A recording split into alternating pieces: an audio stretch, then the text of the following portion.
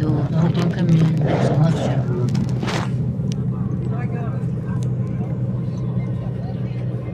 Λοιπόν, εν πάση περιπτώσει, από εκεί αρχίζουν και τα σύνορα της Χαλκιδικής.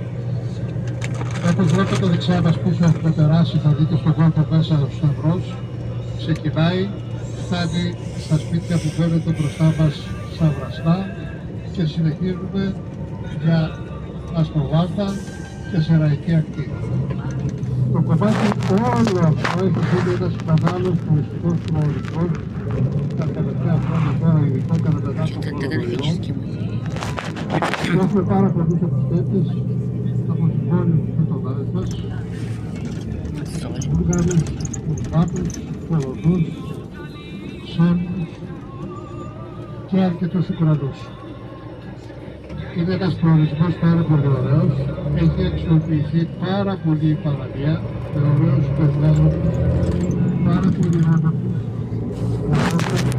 πάρα πολλά ενδιαφέροντα σπίτια, κομμάτια Airbnb, ξενοδοχεία και σίγουρα εστίαση που μπορεί να πει κανένας ό,τι ακριβώς θέλει, είτε αφορά κρατικά είτε ψηφιακά.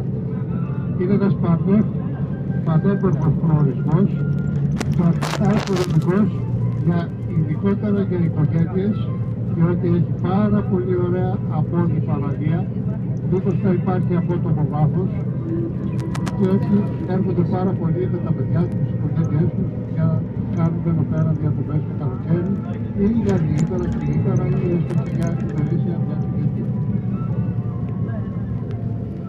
Αριστερά μας τώρα είπαμε είναι τα βραστά, από δεξιά και αριστερά και από εδώ πέρα και μετά που θα στήσουμε είναι η Αστροβάρτα.